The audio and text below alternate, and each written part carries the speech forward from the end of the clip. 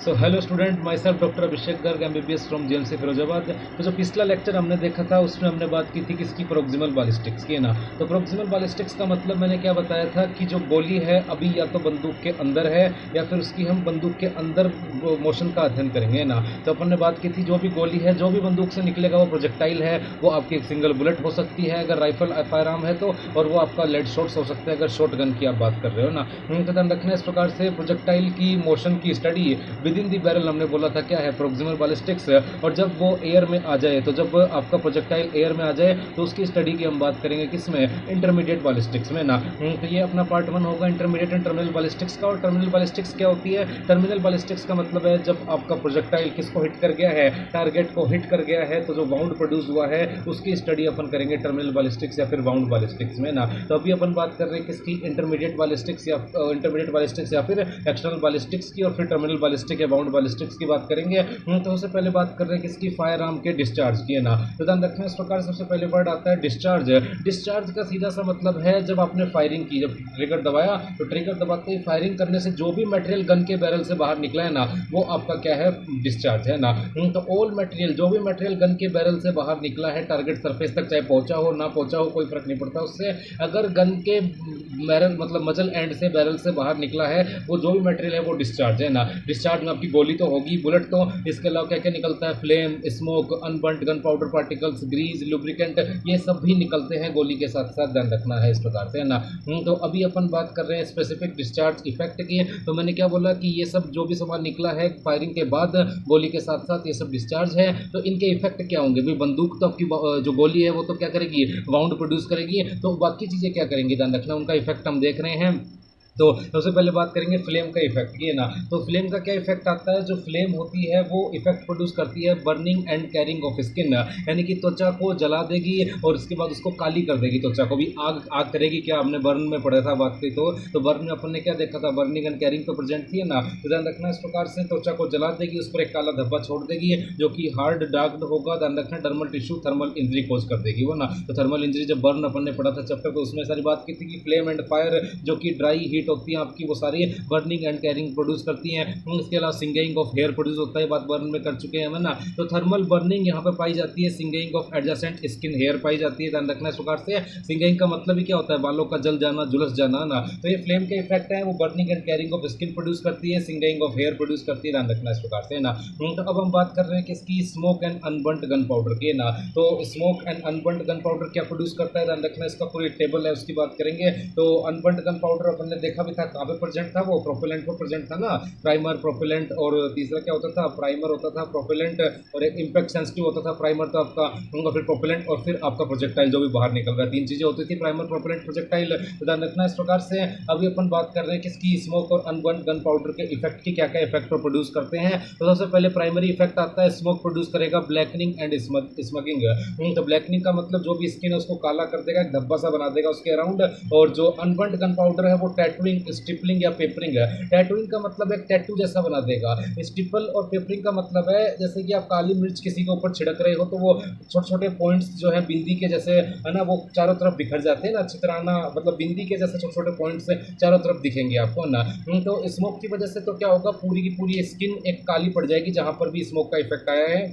और unburned gun powder से क्या होगा, छोटे छोटे काले काले धब्बे से दिखेंगे यहाँ पर, ध्यान रखना इस प्रकार से। फिर डिपोजिशन साइट क्या होगी, एपिडर्मल स्पेस पर ध्यान रखना है, जो स्किन की ऊपरी परत होती है वहीं पर दिखेगा, केवल स्मोक स्किन के अंदर एंट्री नहीं करता। जबकि आपका अनबर्न्ड गन पाउडर जो होता है ये स्किन के अंदर एंट्री कर जाता है, एम्बेडेड इनटू द स्किन या फिर डर्मिस, तो डर्मिस तक भी चला जाता है, स्किन के अंदर एंट्री कर जाता है, जबकि स्मोक स्किन के अंदर एंट्री नहीं करता। वाइपिंग की बात करें, मतलब इसको धो करके साफ किया जा सकता है क्या, गीले कपड़े से पूछते हैं अगर उसको तो साफ हो जाएगा क्या, तो जो भी स्किन के ऊपर लगा है वो तो गीले कपड़े से पूछने पर साफ हो जाएगा, can be wiped off. Smoke वाला साफ हो जाएगा, लेकिन अनबर्न्ड गन पाउडर गीले कपड़े से पूछने पर साफ नहीं होगा भाई, वो स्किन के ऊपर है ही नहीं, वो स्किन के अंदर तक गया है, तो स्किन के ऊपर आप गीला कपड़ा मारोगे तो वो साफ कैसे होगा, ध्यान रखना इस प्रकार से। फिर पाम एंड सोल पर स्मोक का इफेक्ट पाम एंड सोल पर देखने को मिलता है, लेकिन अनबर्न्ड गन पाउडर का पाम एंड सोल पर इफेक्ट देखने को नहीं मिलता, क्योंकि इनके अंदर एंट्री नहीं कर पाता अनबर्न्ड गन पाउडर, क्योंकि इनकी स्किन कैसी होती है, थिक होती है, ध्यान रखना ना। थिक स्ट्रेटम कॉर्नियम होते हैं, स्ट्रेटम कॉर्नियम स्किन की लेयर होती है, पड़ा होगा एस्ट्रोलॉजी में, तो स्ट्रेटम कॉर्नियम थिक होती है पाम एंड सोल की, तो अनबर्न्ड गन पाउडर इस स्किन के अंदर एंट्री नहीं कर पाएगा, तो उसका कोई इफेक्ट यहाँ पर देखने को नहीं मिलेगा पाम एंड सोल पर अनबर्न्ड गन पाउडर का। लेकिन स्मोक का इफेक्ट देखने को मिलता है, वो तो स्किन के ऊपर जमा हो रहा है ना, तो वो तो स्किन को काला कर देगा, यहाँ की स्किन भी काली हो जाएगी उससे, तो और धब्बे पड़ जाएंगे, उस पर ध्यान रखना। इस प्रकार से वेलोसिटी रिक्वायरमेंट दोनों की हाई वेलोसिटी होनी चाहिए, तभी वो अपना इफेक्ट प्रोड्यूस कर पाएंगे, नहीं तो इफेक्ट प्रोड्यूस नहीं हो पाएगा ना। तो अभी तक हमने क्या देखा कि जो भी बंदूक से निकल रहा है वो डिस्चार्ज है। डिस्चार्ज में अपन बात करेंगे bullet, flame, smoke, unburned gun powder और ग्रीज या लुब्रिकेंट की। तो अभी तक अपन ने इफेक्ट देखा फ्लेम का कि स्किन को जला देगी, उसको काला कर देगी, बालों को जला देगी, सिंगिंग ऑफ हेयर, तो burning and carrying of skin और सिंगिंग ऑफ हेयर हो जाएगा। Smoke and unburned gun powder के हमने इफेक्ट देखे। स्मोक क्या करता है, ब्लैकनिंग या स्मगिंग, और अनबर्न्ड गन पाउडर टैटूइंग या स्टिपलिंग या पेपरिंग ऑफ स्किन, ध्यान रखना। इस प्रकार से वो सारे डिफरेंस अपन ने देखे। अब बात करेंगे बुलेट के इफेक्ट और एंट्रेंस राउंड के कॉलर्स के ना, तो ध्यान रखना एंट्रेंस राउंड का मतलब क्या, जहां से गोली बॉडी के अंदर गई है ना, तो जहां से गोली बॉडी के अंदर गई है वो एंट्रेंस राउंड, और जहां से बाहर निकल गई तो एग्जिट राउंड। एग्जिट राउंड हमेशा सीन हो ये कोई जरूरी नहीं है, लेकिन एंट्रेंस राउंड तो सीन होता ही ना। तो ध्यान रखना, हो सकता है गोली बॉडी के अंदर ही रह गई हो, बाहर नहीं निकली हो, अपन कंडीशन पढ़ेंगे प्लम्बिज्म, ध्यान रखना। इस प्रकार से उसमें गोली बॉडी के अंदर ही रह जाती है, बाहर नहीं निकलती है, तो ध्यान रखना एग्जिट राउंड कई बार सीन होता है, कई बार नहीं होता, depend on velocity of the bullet, ध्यान रखना इस प्रकार से ना। तो बात कर रहे हैं सबसे पहले ग्रीज कॉलर की है ना, तो एंट्रेंस राउंड क्या होता है, बुलेट जहां से बॉडी के अंदर एंट्री की वो एंट्रेंस राउंड है। तो ध्यान रखना एंट्रेंस राउंड के चारों तरफ ग्रीज जो होता है, बुलेट के ऊपर ग्रीस लगा होता है ना, बैरल के ऊपर ग्रीस लगा होता है ताकि जो है लुब्रिकेशन हो सके, तो वो ग्रीस या लुब्रिकेंट जो होता है ना, वो एंट्रेंस राउंड के चारों तरफ इकट्ठा हो जाता है ना। तो एंट्रेंस राउंड के चारों तरफ जब वो इकट्ठा हो जाएगा तो उससे जो भी एक राउंड स्ट्रक्चर बनेगी वो क्या है, एब्रेजन ही है वो एक तरीके का, तो उसे कहेंगे अपन ग्रीज कॉलर है ना। तो फिर यहाँ पर एब्रेजन कॉलर आता है, तो एब्रेजन कॉलर क्या होता है, ध्यान रखना है इस प्रकार से, जो भी कंसेंट्रिक एपिडर्मल रिम होती है ना, मैंने क्या बोला, ग्रीस कॉलर या डर्ट कॉलर या बुलेट वाइप, ये तीनों वर्ड एक ही है इनका मतलब। तो ये क्या क्या होते हैं, ये इनका सीधा सा मतलब है कि बुलेट जो स्पिन करते हुए चल रही है, तो बुलेट के स्पिन करते हुए चलने से अपन बात करें क्या होगा, मतलब स्पिन करते हुए बुलेट चल रही है तो उसके आसपास जो भी ग्रीस है, जो भी लुब्रिकेंट है, वो आपके एंट्रेंस राउंड के चारों तरफ जमा हो जाएगा। तो एंट्रेंस राउंड के चारों तरफ जब वो जमा हो गया तो उससे अपन कहेंगे ग्रीस कॉलर है ना। आपके डायग्राम में दे भी रखा होगा, जो भी नोट्स वगैरह मैंने बोला था खोल के रखा करो जब भी लेक्चर ले रहे हो। तो ध्यान रखना एंट्रेंस राउंड के चारों तरफ एक राउंडेड स्ट्रक्चर सीन होगी जो कि बुलेट के ग्रीस या लुब्रिकेंट की वजह से दिखेगी, उसे अपन कहेंगे ग्रीस कॉलर। और चूंकि ये सिर्फ एंट्रेंस राउंड में दिखेगा, एग्जिट राउंड में नहीं दिखेगा। अरे भाई बुलेट का जो ग्रीस है वो सारा का सारा एंट्री के टाइम चिपक जाएगा स्किन से, तो एग्जिट के टाइम कैसे दिखेगा, एग्जिट राउंड में दिखेगा नहीं, वो ध्यान रखना है ना। एंट्री और एग्जिट राउंड में डिफरेंस में पॉइंट अपन लिखेंगे कि ग्रीस कॉलर जो होता है, डर्ट कॉलर या बुलेट वाइप भी इसको कहते हैं, तो जो बुलेट के चारों तरफ ग्रीस या लुब्रिकेंट लगा होता है, जो मेटेलिक पार्टिकल्स होते हैं वो एंट्रेंस राउंड के चारों तरफ चिपक जाते हैं, इसे कहते हैं ग्रीस कॉलर। तो फिर आता है एब्रेजन कॉलर। एब्रेजन कॉलर क्या होता है, जो आपका गायरोस्कोपिक एक्शन होता है बुलेट का। गायरोस्कोपिक एक्शन का मतलब क्या है, बुलेट स्पिन करती हुई आगे बढ़ती है ना, डायरेक्ट आगे नहीं बढ़ती, घूमती हुई आगे बढ़ती है, ध्यान रखना इस प्रकार से। तो घूमती क्यों है, स्पिनिंग क्यों होती है, पिछले लेक्चर में अपन ने देखा था राइफलिंग ऑफ द बैरल की वजह से, जो बैरल की राइफलिंग कर देते हैं उसमें छोटे छोटे ग्रूव्स बना देते हैं, लेंस और ग्रूव्स बना देते हैं, जिसकी वजह से स्पिन कर जाती है बुलेट। इस एक्शन को कहते हैं गायरोस्कोपिक एक्शन है। और गायरोस्कोपिक एक्शन की वजह से क्या होता है, जो आपका बुलेट के अंदर मेटेलिक पार्टिकल्स होते हैं वो आपके एब्रेजन प्रोड्यूस कर देते हैं स्किन पर या एंट्री राउंड के चारों तरफ, उसे अपन कहेंगे एब्रेजन कॉलर है ना। तो concentric epidermal rim surrounding entry defect caused by friction and stretching of spinning bullet, तो इसे अपन कहेंगे एब्रेजन कॉलर।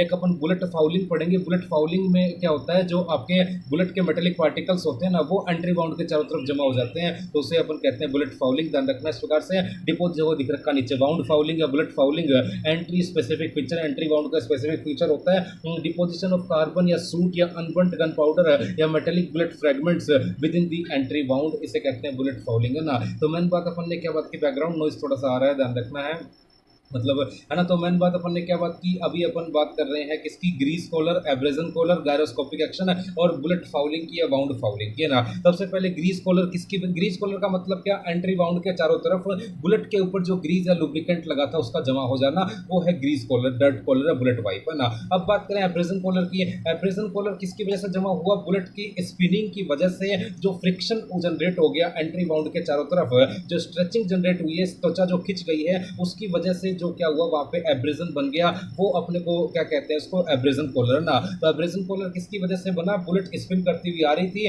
मान लो यहाँ पे बुलेट एंट्री की, तो बुलेट एंट्री की तो ध्यान रखना उसके चारों तरफ उनकी जो स्किन थी वो खिंच गई, खिंच क्यों गई, क्योंकि स्पिन करती हुई बुलेट ने एंटर की है, तो उसके खिंचने से जो फ्रिक्शन जनरेट हुआ उसकी वजह से एब्रेजन कॉलर बनेगा। तो ये वहीं पर बनता है जहाँ पर स्किन खिंच सकती है, और जहाँ पर स्ट्रेचिंग ऑफ स्किन ही नहीं होगी, जहाँ स्किन खिंचेगी नहीं वहाँ पर ये सीन नहीं होगा। तो जो इल्डिंग सरफेस होती है जहाँ की स्किन खिंचने के बाद वापस से आ जाती है, लाइक एब्डोमन या बटक, वहाँ पर आपको एब्रेजन कॉलर देखने को नहीं मिलता, ध्यान रखना इस प्रकार से ना।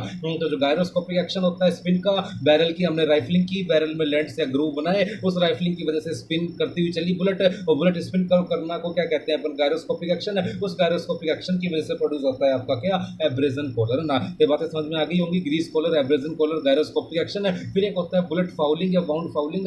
उसमें क्या होता है, जो भी कार्बन है या सूट है या अनबर्न्ड गन पाउडर है, और जो भी राख है, ध्यान रखना इस प्रकार से, जो भी कालिक है वो मेटेलिक बुलेट के फ्रेगमेंट, बुलेट जब चलेगी तो कुछ छोटे छोटे टुकड़े टूट भी सकते हैं, छोटा सा पाउडर टाइप टूट सकता है बुलेट से, वो जब जमा हो जाए एंट्री बाउंड के चारों तरफ तो उसे कहेंगे बाउंड फाउलिंग या बुलेट फाउलिंग। ये सारे स्पेसिफिक फीचर हैं किसके, एंट्री बाउंड के, आप देख भी सकते हो डिफरेंस में ना। ग्रीस कॉलर, एब्रेजन कॉलर भी एंट्री बाउंड में प्रेजेंट है, और आपका बाउंड फाउलिंग भी सिर्फ एंट्री बाउंड में प्रेजेंट होती है। ये सब एंट्री बाउंड के स्पेसिफिक फीचर है, एग्जिट बाउंड में नहीं पाए जाते हैं, ध्यान रखना इस प्रकार से ना। तो ये अपन ने बात की ग्रीस कॉलर, एब्रेजन कॉलर की।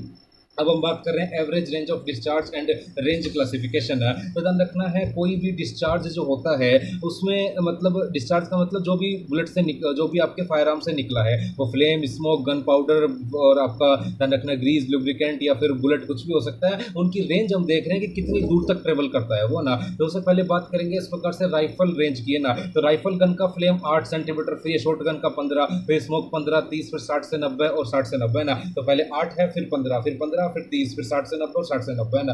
उनका ध्यान रखना, रिवॉल्वर या पिस्टल में गन पाउडर कितनी दूरी ट्रेवल करता है, लगभग 50 सेंटीमीटर है ना। रिवॉल्वर या पिस्टल से आपने गोली चलाई तो जो भी गन पाउडर होगा वो 60 से 90 सेंटीमीटर की दूरी पर अगर कोई टारगेट है तो उसको हिट कर देगा, नहीं तो नीचे गिर जाएगा ग्रेविटी की वजह से, ध्यान रखना इस प्रकार से ना। तो अब बात कर रहे हैं टाइप्स ऑफ फायरिंग रेंज की। तो ये रेंज की बात की अपन ने, डिस्चार्ज की, अब फायरिंग रेंज की बात कर रहे हैं। ध्यान रखना है, फायरिंग रेंज जो होती है वो 5 तरीके की होती है, जिसको अपन CCNID से याद रखेंगे ना। जो CID है आपने भी देखा होगा, उसमें CN लगा दो बीच में, CCNID है ना। तो C से कॉन्टेक्ट, C से क्लोज, N से नियर शॉट, फिर इंटरमीडिएट एंड डिस्टेंट है ना। तो contact shot, close shot, near shot, intermediate shot and distant shot है ना। तो 5 टाइप होते हैं फायरिंग की रेंज के। मतलब आपने गोली चलाई है तो वो गोली का जो भी डिस्चार्ज है या फिर वो गोली ही एक तरीके से, मतलब अपन सीधी सी बात कर रहे हैं, बंदूक और स्किन के बीच कितनी दूरी है, बंदूक और टारगेट के बीच कितनी दूरी है, उसके बेसिस पर 5 टाइप के शॉट हमने बोले हैं ना। फायरिंग रेंज है ये ना। ध्यान रखना, कॉन्टेक्ट शॉट, कॉन्टेक्ट शॉट का सीधा सा मतलब है जो मजल है वो स्किन को टच कर रहा है, स्किन को छू रहा है। बंदूक डायरेक्टली माथे पर रखी गई, जैसे रखते नहीं, मतलब कहीं पर भी रखी गई है, अगर मजल डायरेक्टली स्किन को छू रहा है तो वो है कॉन्टेक्ट शॉट है ना। अगर ध्यान रखना है, with in the range of flame है ना, अगर मजल एंड और स्किन के बीच की दूरी रेंज ऑफ फ्लेम के अंदर है, ध्यान रखना रेंज ऑफ फ्लेम अपन ने बोला 8 सेंटीमीटर राइफल है तो, और शॉर्ट गन है तो 15 सेंटीमीटर है। तो अगर रेंज ऑफ फ्लेम के अंदर है वो मजल और स्किन के बीच की दूरी, तो उसे कहेंगे क्लोज शॉट। तो अगर रेंज और फ्लेम के अंदर है मजल और स्किन के बीच की दूरी है, तो क्या होगा, फ्लेम का इफेक्ट दिखेगा अपने को, भाई ये आपकी मजल है, ये आपकी स्किन है, अगर इनके बीच की जो दूरी है वो 8 सेंटीमीटर मान लो कि राइफल है आपके पास है, उससे कम है तो फिर फ्लेम पहुंच जाएगी ना स्किन तक, और फ्लेम स्किन तक पहुंच जाएगी तो उसका इफेक्ट दिखेगा। तो ध्यान रखना, क्लोज शॉट में फ्लेम इफेक्ट प्रेजेंट होता है। नियर शॉट में क्या होगा, outside the flame range but inside the smoke range है ना। मजल और स्किन के बीच की दूरी इतनी है कि वो आउटसाइड मतलब फ्लेम रेंज से तो दूर है, लेकिन जो आपकी स्मोक की रेंज है यानी 15 है या फिर 30 है, अलग अलग गन के हिसाब से, उसके अंदर वो प्रेजेंट है। तो आपकी बार फ्लेम का इफेक्ट तो नहीं आएगा, लेकिन जो आपका शॉर्ट गन का इफेक्ट होता है, ब्लैकनिंग या आपकी स्मगिंग वो देखने को मिलेगा आपको। इसी प्रकार से इंटरमीडिएट शॉट में क्या हो जाएगा, outside the smoke with in the gun powder, तो इसमें आपको ना बर्निंग दिखेगी ना ब्लैकनिंग दिखेगी, लेकिन आपको ध्यान रखना टैटूइंग, स्प्लिटिंग या फिर आपकी वो पेपरिंग सीन होगी। डिस्टेंट शॉट में सबके रेंज से बाहर हो गया ना, तो इसमें ना फ्लेम का इफेक्ट आएगा, ना आपका स्मोक का इफेक्ट आएगा, ना गन पाउडर का इफेक्ट आएगा ना। तो ये फायरिंग रेंज समझ में आ गए होंगे, 5 तरीके की फायरिंग रेंज है, मतलब 5 तरीके के टाइप है शॉट के, कॉन्टेक्ट, क्लोज, नियर, इंटरमीडिएट और डिस्टेंस है ना। क्या मतलब है इनका शॉट का, इनका मतलब है मजल एंड और स्किन जो भी टारगेट है उनके बीच की दूरी क्या है ना। अगर मजल एंड डायरेक्टली स्किन को छू रहा है तो कॉन्टेक्ट शॉट है ना। अगर इतनी दूरी है कि वो दूरी फ्लेम की जो रेंज है उसके अंदर में है, जिससे फ्लेम स्किन तक पहुंच जाएगी तो फ्लेम का इफेक्ट आएगा, तो वो है आपका क्या, दैट इज कॉन्टेक्ट के बाद क्लोज शॉट है ना। और फिर वो फ्लेम से बाहर हो गया लेकिन अभी स्मोक स्मोक की रेंज में है तो स्मोक पहुंच जाएगी वहां तक, फ्लेम नहीं पहुंचेगी तो स्मोक का इफेक्ट आएगा, फ्लेम का नहीं आएगा, तो वो है आपका नियर शॉट, है ना। अब स्मोक भी नहीं पहुंच पा रही, थोड़ी दूरी बढ़ गई तो ना फ्लेम का इफेक्ट आएगा ना स्मोक का इफेक्ट आएगा, सिर्फ इफेक्ट आएगा गन पाउडर का, ध्यान रखना इंटरमीडिएट हो जाएगा ना। और डिस्टेंट वाले में क्या होगा, कोई भी नहीं पहुंच पा रहा तो इन तीनों का इफेक्ट नहीं आएगा, फ्लेम स्मोक गन पाउडर का, सिर्फ बुलेट जो इफेक्ट प्रोड्यूस करेगी वही इफेक्ट आएगा, इसमें ध्यान रखना है ना। कॉन्टैक्ट शॉट में सबका इफेक्ट आएगा, क्लोज वाले में भी सबका आएगा, नियर शॉट में फ्लेम का नहीं आएगा, बाकी दोनों का आएगा, इंटरमीडिएट में फ्लेम का भी नहीं आएगा, स्मोक का भी नहीं आएगा, गन पाउडर का आएगा, और डिस्टेंट में तीनों का ही नहीं आएगा, सिर्फ बुलेट का आएगा, ध्यान रखना इस प्रकार से, है ना। और अब बात कर रहे हैं कि इसकी क्लोन कॉन्टैक्ट जो बाउंड होता है जिसमें मजल और आपकी जो ये होती है क्या नाम है स्किन है वो टच कर रही होती है, उनकी बात कर रहे हैं, ध्यान रखना कॉन्टैक्ट शॉट की कॉन्टैक्ट बाउंड की। तो उससे पहले आता है टाइट कॉन्टैक्ट बाउंड, है ना। टाइट कॉन्टैक्ट बाउंड का मतलब है मजल जो है आपके एकदम जोर से उसने टच कर रखा है किसको, स्किन को, एकदम हाई प्रेशर से, जिसकी वजह से कोई गैप ही नहीं है मजल और उसके बीच में, स्किन के बीच में ना। तो जब मजल और स्किन के बीच में कोई भी गैप नहीं है तो फ्लेम, स्मोक और गन पाउडर बाहर निकल ही नहीं पाएंगे ना। तो बाहर ही नहीं निकल पाएंगे तो ध्यान रखना है जो बाउंड का ट्रैक बना है उसी ट्रैक के अंदर देखने को मिलेगा इन तीनों का इफेक्ट, फ्लेम, स्मोक और गन पाउडर का। तो उसे कहेंगे अपन बर्निंग, ब्लैकनिंग या फिर टैटूइंग। तो बर्निंग, ब्लैकनिंग, टैटूइंग जो होती है वो बाउंड के ट्रैक के अंदर ही देखने को मिलेगी, और जो बाउंड है एंट्री बाउंड उसके चारों तरफ एक रिकॉइल देखने को मिलेगी, एक सर्कुलर स्ट्रक्चर देखने को मिलेगी जो कि मजल इंप्रेशन को रिप्रेजेंट करती है ना। तो जो रिकॉइल एब्रेजन होता है सराउंडिंग स्किन पर, ये मजल इंप्रेशन होता है, मजल कैसा था उस तरह की मतलब पैटर्न बता देगी मजल का ये। तो जो भी एब्रेजन बना है एंट्री बाउंड के सराउंडिंग स्किन पर वो रिकॉइल एब्रेजन, उसे रिकॉइल मतलब यही जो एब्रेजन बना है उस वो किसको रिप्रेजेंट करता है, मजल इंप्रेशन को रिप्रेजेंट करता है, ध्यान रखना इस प्रकार से। तो ये तो बात थी टाइट कॉन्टैक्ट की जिसमें मजल और स्किन के बीच कोई गैप नहीं हो ना। अब बात करते हैं लूज कॉन्टैक्ट की। तो लूज कॉन्टैक्ट में क्या हो रहा है, मजल और स्किन के बीच में स्मॉल गैप होता है जिससे फ्लेम, स्मोक ये सब बाहर निकल जाते हैं ना। तो बाहर निकल जाएंगे तो आपकी बार एक कोरोना ऑफ ब्लैकनिंग देखने को मिलेगा एडजेसेंट स्किन पर ना। मेन बात अपन ने क्या बात की, सबसे पहले क्या हुआ, टाइट कॉन्टैक्ट में मजल हाई प्रेशर से छू रहा है आपकी स्किन को ना। तो मजल जब स्किन को हाई प्रेशर से छू रहा होगा तो क्या होगा, जो फ्लेम है और आपका स्मोक है, गन पाउडर है, वो मान लो इस इतने हिस्से में आपका छू रहा है वो ना। तो जो साथ पास वाली जो स्किन है उसमें वो क्या होगा, वो मतलब फ्लेम, स्मोक, गन पाउडर जा ही नहीं पाएंगे क्योंकि वो गैप ही नहीं है तो बाहर ही नहीं निकल पा रहे। तो जो भी कुछ उनका इफेक्ट आएगा वो बाउंड ट्रैक के अंदर ही आएगा ना। और ध्यान रखना है जो मजल इंप्रेशन बनेगा, मतलब जो एब्रेजन बनेगा यहाँ पे एंट्री बाउंड के चारों तरफ, वो मजल इंप्रेशन को रिप्रेजेंट करेगा जो रिकॉइल एब्रेजन है। अब लूज कॉन्टैक्ट में क्या हुआ, थोड़ा सा लूज हो गया कनेक्शन ना, मजल जो है हाई प्रेशर से नहीं छू रहा स्किन को, तो अब की बार क्या होगा, जो गैप बन जाएगा मजल और स्किन के बीच में, तो उस गैप से फ्लेम और आपका स्मोक, अनबर्न्ड गन पाउडर ये सब बाहर निकल जाएंगे। बाहर निकल जाएंगे तो मान लो इतने हिस्से में छू रहा था तो इतने हिस्से में flame, smoke, unburned gunpowder आ गए तो अब वहां पर भी इफेक्ट करेंगे वो ना, यानी कि एडजेसेंट स्किन पर इफेक्ट आएगा। क्या आएगा, वही ब्लैकनिंग, बर्निंग, टैटूइंग ये सब एडजेसेंट स्किन पर देखने को मिलता है। तो एडजेसेंट स्किन पर ये सब जो है इफेक्ट देखने को मिल रहा है, इसे कहेंगे कोरोना ऑफ ब्लैकनिंग। जैसे कोरोना ऑफ ब्लैकनिंग कहेंगे, ध्यान रखना डायग्राम भी बना होगा आपके नोट्स में या बुक में जो भी पढ़ रहे हो आप। तो कोरोना ऑफ ब्लैकनिंग देखने को मिलता है एडजेसेंट स्किन पर, ध्यान रखना इस प्रकार से। किसमें, लूज कॉन्टैक्ट में। टाइट कॉन्टैक्ट में सब कुछ इफेक्ट बाउंड ट्रैक के अंदर ही देखने को मिलेगा। तो अब टाइट कॉन्टैक्ट ऑन स्काल्प की हम बात कर रहे हैं जिसको ब्लास्ट इफेक्ट कहते हैं। मान लो कि स्काल्प पर, है ना, किसी ने टाइट कॉन्टैक्ट लगा लिया ना, तो मतलब मजल एकदम हाई प्रेशर से टच कर दी, तो अब ध्यान रखना अगर उसने फायरिंग की तो फायरिंग करते ही क्या होगा, सबसे पहले जो भी गैसेस निकली हैं यहाँ पे ध्यान रखना है, मतलब जो भी flame, burn, unburned gun powder है, जो भी गैस निकली है वो स्काल्प और स्किन के बीच में क्या हो जाएगी, एक्सपेंड हो जाएगी, फैल जाएगी, है ना। और फिर गैसेस जब फैलेगी, एक्सपेंड होगी, तो वो स्किन को फाड़ती हुई, टीयर करती हुई बाहर निकलेगी, और बाहर निकलेगी तो इससे जो बाउंड क्रिएट होगा वो क्रूशिएट या फिर सैटेलाइट बाउंड क्रिएट होगा। डायग्राम देख लेना अपने नोट्स में। जो भी गैसेस निकली हैं मजल एंड से, अब जो है टाइट कॉन्टैक्ट है तो वो बाहर तो निकल नहीं पा रही है, तो बाहर निकल नहीं पा रही तो स्किन के अंदर जाएंगी, फिर वापस से फाड़ती हुई स्किन को बाहर निकलेंगी। तो बाहर फाड़ती हुई भी, जैसे ही मान लो गोली चली यहाँ पे ना, गोली चलते ही अंदर जो भी गैसेस है, जो भी डिस्चार्ज वो अंदर चला गया, तो अब जो गैसेस जो निकली हैं बैरल से वो अब उनको जगह तो मिल नहीं रही, गैप तो है नहीं बिल्कुल भी, टाइट कॉन्टैक्ट है तो वो स्किन को फाड़ती हुई बाहर निकलेंगी, जिससे सैटेलाइट या क्रूशिएट से बाउंड बनेगा। सैटेलाइट या क्रूशिएट का मतलब होता है सितारे की आकृति वाला, है ना, स्टार शेप्ड। तो स्टार शेप्ड बाउंड यहाँ पर फॉर्म होगा, ध्यान रखना इस प्रकार से। ये किसे कहते हैं, ब्लास्ट इफेक्ट। एक तरीके से ब्लास्ट हुआ, स्किन फट रही जोर से, ध्यान रखना इस प्रकार से, जिससे सैटेलाइट क्रूशिएट बाउंड बना। अब आता है बैक स्पैटर मैकेनिज्म है। बैक स्पैटर भी यही है, ध्यान रखना इस प्रकार से। जैसे ही ब्लास्ट होगा ना तो स्किन फटेगी तो ब्लड वेसल्स भी फट गई एकदम एकदम, है ना। तो जो ब्लड के जो छींटे हैं वो बैरल के अंदर चले जाएंगे ना, भाई टाइट कॉन्टैक्ट है तो ब्लड के छींटे जो है वो बैरल के अंदर चले जाएंगे, जिससे बैरल के अंदर वैक्यूम क्रिएट हो जाएगा, inside the barrel vacuum created. Post fire firing pulls blood and tissue fragments back into the barrel interior ना। तो मैंने अभी तक क्या बोला कि टाइट कॉन्टैक्ट और लूज कॉन्टैक्ट है ना। टाइट कॉन्टैक्ट का मतलब मजल हाई प्रेशर से छू रहा है स्किन को। अब मजल जब हाई प्रेशर से छुएगा तो मजल स्किन के बीच में बिल्कुल भी गैप नहीं होगा, तो जो भी निकलेगा मजल से उसको बाहर निकलने का मौका नहीं मिलेगा, उसकी मजबूरी हो जाएगी, स्किन के अंदर जाना पड़ेगा उसको ना। अब टाइट कॉन्टैक्ट अगर स्काल्प पे है, जैसे ही ट्रिगर दबाया, ट्रिगर दबाते ही गोली निकली, साथ में जो भी डिस्चार्ज निकलना था, गैसेस निकलनी थी वो निकली ना। भाई फ्लेम निकलेगी, फ्लेम में गैसेस निकलेंगी साथ में ना।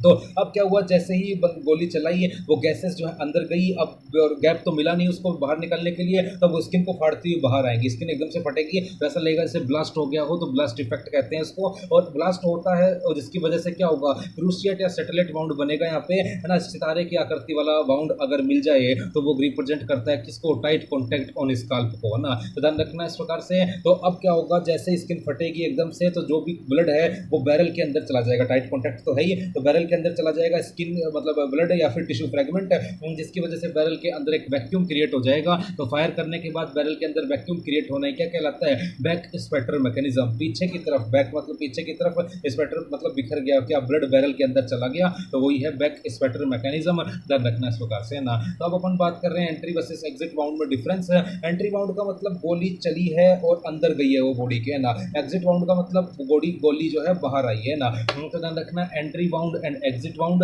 तो ध्यान रखना एंट्री बाउंड की शेप होती है इनवर्टेड, इनवर्टेड मतलब अंदर की तरफ, है ना, जबकि एग्जिट बाउंड इवर्टेड यानी कि बाहर की तरफ, है ना। तो रोल्ड इनवर्ड, टर्न आउटवर्ड, है ना। फिर साइज ऑफ डिफेक्ट कैसा होता है, ध्यान रखना है जनरली एंट्री बाउंड छोटा होता है साइज में, एग्जिट बाउंड बड़ा होता है ना। इसका रीजन क्या है कि गोली जब एंट्री की है उसने एंट्री बाउंड प्रोड्यूस किया है, एग्जिट में क्या होगा, गोली सारे टिश्यू को साथ लेती हुई बाहर निकलती है। जिस भी रास्ते से मान लो यहाँ पे गोली एंटर की है, तो यहाँ पे उसने स्किन को मतलब फाड़ दिया, अंदर घुस गई वो, फिर उसके रास्ते में जो भी आएगा सबको साथ लेते हुए बाहर निकलेगी। तो इसलिए एग्जिट बाउंड का क्या होता है, कैसा होता है, बड़ा होता है साइज में, जबकि एंट्री बाउंड छोटा होता है ना। डिस्चार्ज के फीचर्स की बात करेंगे तो ध्यान रखना एंट्री बाउंड में सब कुछ प्रेजेंट होगा, एग्जिट बाउंड में एब्सेंट होगा। पहले ही बात की थी हमने, अरे घुसते टाइम ही तो दिखाएंगे ही अपना इफेक्ट है, बाहर निकलते टाइम ऐसा थोड़ा है कि फ्लेम डिस्चार्ज ये सब भी बाहर निकल के अपना इफेक्ट दिखा देंगे, टिश्यू वगैरह पे सब पे अपना इफेक्ट दिखा देंगे अंदर घुसते टाइम, है ना। बाहर निकलते टाइम कोई इफेक्ट नहीं आएगा इनका। ग्रीज एब्रेजन कॉलर भी एंट्री बाउंड में प्रेजेंट होंगे, और ब्लीडिंग एंड टिश्यू स्पैटरिंग ध्यान रखना है, ब्लीडिंग लेस होती है एंट्री बाउंड में। एग्जिट बाउंड में भाई वो सारी ब्लड वेसल को फाड़ता हुआ बाहर निकल रहा है, गोली जो है बॉडी से ब्लड वेसल को फाड़ती हुई बाहर निकल रही है, तो इसमें ब्लीडिंग ज्यादा होगी। टिश्यू प्रोट्रूजन देखने को मिलेगा इसमें, प्रोट्रूजन का मतलब बाहर निकलना, मैंने बोला ना गोली के रास्ते में जो भी आएगा उसको बाहर लेती हुई निकलेगी वो ना, तो उसको बाहर निकालेगी तो टिश्यू को बाहर निकालती हुई गोली बाहर आएगी, तो टिश्यू प्रोट्रूजन मतलब बाहर निकलते हुए आएंगे ना। तो बातें समझ में आ गई होंगी। तो इनका इफेक्ट क्यों नहीं आ रहा, बर्न स्मोक इनका, क्योंकि ध्यान रखना इस प्रकार से भाई अंदर घुसते टाइम जो भी इफेक्ट इनको दिखाना था वो दिखा चुके हैं ये, अब बाहर निकलने के लिए कुछ बचा ही नहीं है, तो इनका इफेक्ट नहीं आएगा। ग्रीज एब्रेजन कॉलर, गोली अंदर करते टाइम अपने स्पिन मूवमेंट की वजह से वो एब्रेजन कॉलर बनेगा, बाहर तो वो टिश्यू वगैरह के साथ निकल रही है, कोई एब्रेजन कॉलर नहीं बनेगा यहाँ पे। तो एंट्री एग्जिट बाउंड में डिफरेंस है। बाउंड फाउलिंग हमने बताई दिया आपको। अब बात कर रहे हैं skull bevelling and high yield expectations exceptions अपन बात करें तो स्कल बिवेलिंग कट अपन ने बात की थी। ध्यान रखना इस प्रकार से बिवेलिंग का मतलब होता है तिरछा होना, तो ध्यान रखना इस प्रकार से क्या होता है, स्कल की दो टेबल इन्होंने बता रखी है। टेबल का मतलब लेयर, है ना। तो स्कल की दो लेयर हैं, आउटर लेयर और इनर लेयर, या आउटर टेबल और इनर टेबल ना। जब गोली एंट्री करेगी तो ध्यान रखना है उसके रास्ते में जो भी आएगा उसको पीछे की तरफ धकेल देगी वो ना। तो मान लो कि दो लेयर थी, सबसे पहले गोली ने एंट्री किया ना, तो ये इनर लेयर, ये आउटर लेयर है, तो एंट्री कर रही है गोली ने यहाँ से एंट्री किया, तो इसके पीछे जो भी टिश्यू थे इनर लेयर के पीछे उसने उसको आगे की तरफ धकेल दिया। आगे की तरफ कहाँ धकेल दिया, आउटर टेबल की तरफ, तो वो आउटर टेबल से टकरा गए ना। अब आउटर टेबल के जो टिश्यू थे उसको आगे की तरफ धकेला, तो वो यहाँ पर क्या हो गए, जमा हो गए ना। तो यहाँ पर जमा हो गए, उसे ही अपन कह रहे हैं बिवेलिंग। तो जो भी जमा हो रहा है वो बिवेलिंग है। तो एंट्री बाउंड में अपन बात करें बिवेलिंग कहाँ पर सीन हो रही है, इनर टेबल पर। भाई ये आउटर टेबल थी, ये इनर टेबल थी, यहाँ पे टच किया, यहाँ के टिश्यू टकरा करके यहाँ पे जमा हो गए, फिर यहाँ के टिश्यू टकरा करके यहाँ पर जमा हो गए। तो ओवरऑल बिवेलिंग मतलब टिश्यू का जमा होना एक तरीके से कह सकते हैं अपन, वो कहाँ पर होगा, जहाँ पर अनसपोर्टेड टेबल है, मतलब जिसके पीछे कोई सपोर्ट नहीं है। इसके पीछे तो सपोर्ट है ना इसकी, तो आउटर के पीछे तो इनर की सपोर्ट है, तो इसके पीछे के टिश्यू तो यहाँ से टकरा करके वापस अपनी जगह पर बैठ सकते हैं, मतलब जनरल समझने के लिए कहें तो। लेकिन इसके वाले तो पीछे की तरफ चले गए ना, कोई सपोर्ट ही नहीं है, इनर लेयर है तो स्कल की, तो इसके वाले यहाँ पर जमा हो जाएंगे, तो इसे कहेंगे अपन बिवेलिंग, है ना। तो बाकी सीधा इसको याद रखो, एंट्री बाउंड में इनर की तरफ, एग्जिट बाउंड में आउटर की तरफ, याद रखना भी आसान है। तो एंट्री बाउंड में इनर की तरफ बिवेलिंग दिखती है, जबकि एग्जिट बाउंड में आउटर की तरफ, है ना। एग्जिट करते टाइम क्या हो रहा है, अब गोली इधर से आ रही है, ये इनर है, ये आउटर है, गोली यहाँ से आई, इसके टिश्यू से टकरा करके वापस बैठ गए, लेकिन अब इसके टिश्यू जो है वो यहाँ पर जमा हो जाएंगे, तो इसमें यहाँ पर बीवेलिंग होगी। भाई एंट्री बाउंड के टाइम पे अपन बात करें क्या होगा, जैसे ही गोली आई, ये आउटर है, उसने इससे जो है टिश्यू को टक्कर मारी, टिश्यू इससे जाकर के टकराए, कुछ नहीं हुआ टिश्यू का, लेकिन इसके टिश्यू पर जैसे इसने टक्कर मारी अंदर घुसते समय, तो ध्यान रखना यहाँ पर क्या होगा, उसका टिश्यू जमा हो गए, बीवेलिंग देखने को मिलेगी इनर टेबल में ना। एग्जिट के टाइम क्या है, यहाँ से गोली आ रही है, उसने इसको टक्कर मारी, तो यहाँ पर वो जमा हो गए, फिर यहाँ से फिर वो यहाँ पर जमा नहीं हुए, यहाँ पर टकरा कर वापस हो गए, फिर यहाँ से इस साइड वो जमा हो जाएंगे, तो बीवेलिंग कहाँ देखने को मिलेगी, आउटर टेबल में ना। तो सीधी सी बात है, बीवेलिंग एंट्री बाउंड में इनर टेबल पे, एग्जिट बाउंड में आउटर टेबल पर देखने को मिलती है, डायरेक्ट याद भी रख सकते हो, ध्यान रखना है। फिर कॉन्टैक्ट शॉट का साइज ध्यान रखना है इस प्रकार से, जनरली एंट्री बाउंड जो होता है वो स्मॉल होता है, एग्जिट बाउंड लार्ज होता है, लेकिन एक्सेप्ट आ जाता है contact tight contact shot over scalp. उसमें अपन ने बोला था क्रूशिएट या फिर जो आपका सैटेलाइट शेप्ड बाउंड बनता है, तो उसकी साइज बड़ी हो जाती है as compare to exit wound. तो जनरली एंट्री बाउंड बड़ा होता है, लेकिन एक्सेप्ट क्रूशिएट या सैटेलाइट बाउंड, और वो कब बनता है, जब टाइट कॉन्टैक्ट हुआ हो स्काल्प का, तो उसमें क्या होगा, ध्यान रखना इस प्रकार से, वो लार्ज हो जाएगा एंट्री बाउंड है ना। फिर अब आता है यहाँ पे चेरी रेड डिस्कलरेशन, आखिरी है वैसे ना। तो चेरी रेड स्किन डिस्कलरेशन किसकी वजह से कोज होता है, कार्बन मोनोऑक्साइड गैस के डिस्चार्ज की वजह से, क्योंकि हीमोग्लोबिन से बाइंड होकर के कार्बोक्सी हीमोग्लोबिन बना लेती है वो, और आपको पता ही है कार्बन मोनोऑक्साइड का कलर कैसा होता है आपका, दैट इज चेरी रेड होता है। तो ध्यान रखना स्किन के ऊपर अगर चेरी रेड कलरिंग आपको देखने को मिले, तो मतलब कार्बन मोनोऑक्साइड गैस की वजह से हुई है वो, ध्यान रखना, डायरेक्ट एमसीक्यू आता है इससे। और एक होता है सपोर्टेड एग्जिट बाउंड, शोर्ड या सपोर्टेड एग्जिट बाउंड।